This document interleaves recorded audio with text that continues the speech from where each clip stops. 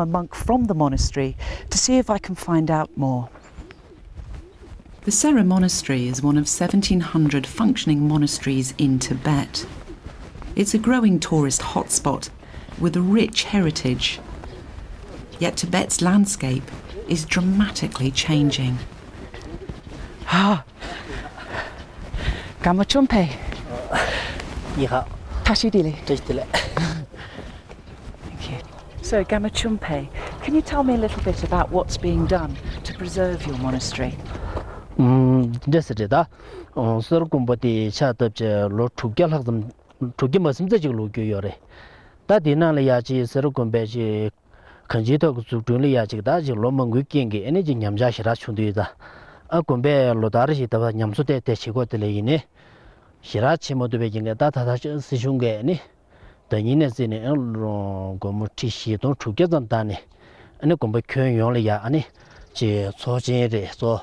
Dinner Sarugumba Chazan Sum Kamze Ni Jeliani, Tatanyam Shishi Begari, the Nina Gozone da Tusan Ganglo Jukti Vegeta, and then Yamzu Cheshiman Alishan Gangolo Yabushira Chunsu, that's the Shungu Kutige, the Tugushimana, Aneji Oyonhangage, the Yaji Gapyoshe, and the Gozunetani Shaji, and Yamzu Chinige, Kanjito Yajita, Nar Kari, the Tanjataran soon, and the Kanjito Yabushira Chunsus. So over the last 20 years, Tibet has changed a great deal. There's been a lot of development and changing values, a lot of commercialism and materialism.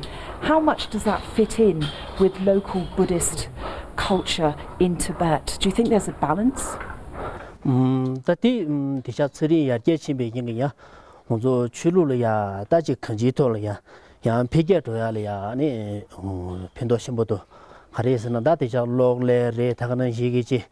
Chugo Manguch level turned to the any she Kanjito yat the gun you to dingo the Manguchi any Logana Luja, Lobson Chetobata, Taganashi, any che Kasure, Kangola Shebeshola, and Gaji Kenagi San Yure, Taganashi, Tobachizo P. Gachimber number Kanjito ya, and Echi, Kasure Tongishiro Toyani, Pentoshimashiratus.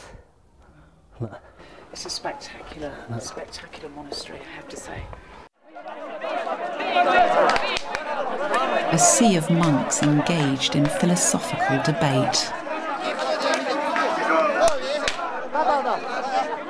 One monk sits on the floor, whilst his debating partner puts forward his idea as he claps his hands together.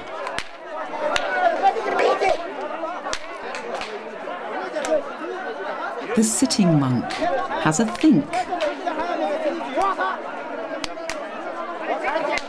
And then comes up with his counter-argument. I was told there were fewer monks here because some had chosen to leave or had died off. 宗教方面建设呢，一个是这个寺院的维修和建设，那么这个是维修建设，这是一部分，那这个都有国家的投入，要国家的规划。第二个部分呢，你刚才说的这个，就是说你寺院修得越漂亮越好。 那么来的人越多，尤其是能够吸引游客。那么通过游客，寺院它能够它的经济，它的这个佛教一些活动，它能够活跃起来，更充分的活跃起来。还有一个呢，就是说寺院本身它又这个是一个是接待这个游客，还有一个接待就是这个信奉他的这个信仰的人，是吧？那么这些人也是这个就是寺院也是为了给他们提供一个好的一个宗教的场所。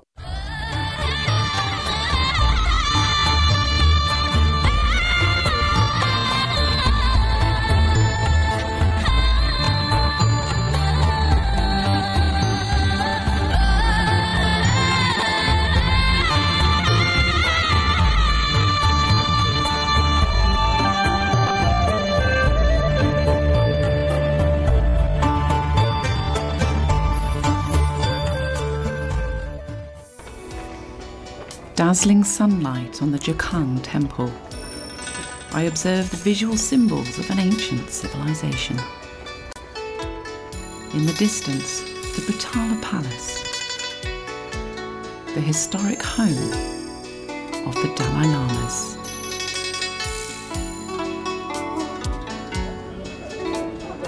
Since the Qinghai Tibet Railway was built in 2006, Tibet's become a hot tourist destination.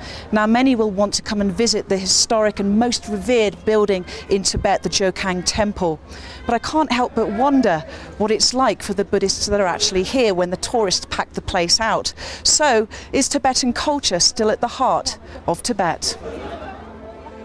The Tibetan plateau is now under threat from the mass tourism model now being pursued. And although past traditions and rituals continue, some may phase out. Nomadic life, symbolised by the yak, will change with new farming methods. Like many minority cultures throughout history, how can we really know what change means for the spirit and identity of the Tibetan people? The St. Regis is a 5-star hotel on the edge of Lhasa's historic quarter. I met with the general manager, who told me it was designed to blend in with the landscape. He's been here for a few years. Do you feel that there is a balance between this pace of modernisation and the local Tibetan culture? Or do you think things are moving a bit fast? What's your view on that? No, I think there is a very good balance here between both. And you can see that the tourist which is coming here is benefiting the locals a lot. They go out, do shopping, they go out, eat out, but it is the whole economy is going. And I see part of the modernization here, which is great for the locals, like the new hospitals, for example. It's a very modern hospitals. The schools, which is for the locals. I mean, you go around, you see the restaurants. I mean, the modernization I think, is very balanced, and it is very good for the local community. 很多人都担心，说是这个西藏的这个经济这一块发展以后，是不是把这个传统的这个文化、这个传统的很多东西丢弃了？实际上不是的，这是应该说非常和谐的并存在一起，得到了就说经济也发展了，你这文化也保护下来了。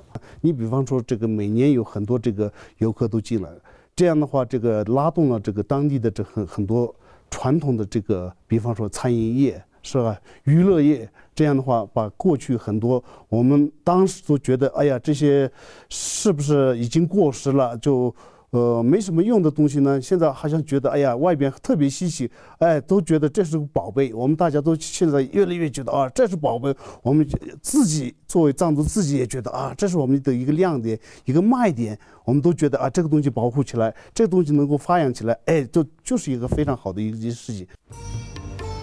Tibet's a photographer's paradise once you get out of the developed areas. One well-known visitor is Losang. He's taken on a Tibetan name as he's lived among local communities for nearly a decade. You might have guessed he's an avid photographer. With all of his experience, he's been able to capture the essence of the Tibetan people. I've lived among Tibetan people for 9 years, so I'm not an expert on Tibetan culture. I think that would take a lifetime. But I've learned a lot about their culture the last 9 years. And Tibetan culture is very different than other cultures in Asia. The Tibetan people are very hospitable. Even if I go to a Tibetan home where I do not know them, they will say, oh, please, please come in, sit down. They pour me some butter tea. They'll give me some tsampa, which is roasted barley flour. Even if I don't know them, they want me to sit down with them, share a meal with them. You know, they're always interested in my home country. And so the hospitality of Tibetans is to me, is amazing. There's all kinds of ventures for tourists across Tibet, but you need to travel in groups. Here Losang's hosting a tour group in Lhasa. They're tasting regional cuisine and absorbing what they've seen throughout the day. Many tourists that I spoke to also travelled out to rural areas of Tibet to see if they could get a more natural glimpse of the Tibetan way of life. The first time I came to Lhasa was about 8 years ago. And when I first came, actually, I was surprised that it was actually, it's a city, it's not a town. And even 8 years ago, I was surprised at how big Lhasa was. And I was surprised how developed it was. You know, there's good streets, there's good hospitals, there's English-speaking restaurants, there's English menus, Western food. So I was really surprised at the development of Lhasa. In July 2006, the train line from Beijing to Lhasa was completed. And so since 2006, I have really noticed a lot of development. Now in Lhasa, there are many five-star hotels. So even though Lhasa is so developed and it's very modern, the old town of Lhasa is still very much the same, I think, as what it was maybe several hundred years ago. You know, you still see all of these shopkeepers selling butter, selling animal skins, selling yak skin rope, selling homemade alcohol, and you still see all the pilgrims going around that. So even though Lhasa's changed, a lot of it still is the same. 拉萨既现代又这个传统。那么这个现代意义呢，就是我们从网络这个生活，从这个汽车生活是吧，媒体的生活，都是非常丰富的。你们这个在北京、在成都能享受到的，都在拉萨享受到。而且现在这个拉萨，你看这个公路的城市公路的建设，城市这个建筑的这个建设，这些都非常好。拉萨的这个传统生活还在，我们又多了一个现代的生活。 The older generation of Tibetans has lived through the dramatic twists and turns of history. Like a spinning prayer wheel, the landscape around them is changing at great speed with the rapid pace of modernisation and development. The majestic yet uninhabited Potala Palace is symbolic to so many who revere the Tibetan identity. It has withstood the test of time, yet the road in front is increasingly busy with traffic, and the square around me is often full of tourists. So whether Tibet's heritage and values can happily coexist with modernisation is a matter of perspective, but it's just hard to imagine what Tibet will really look like in 20, 80 or 100 years' time.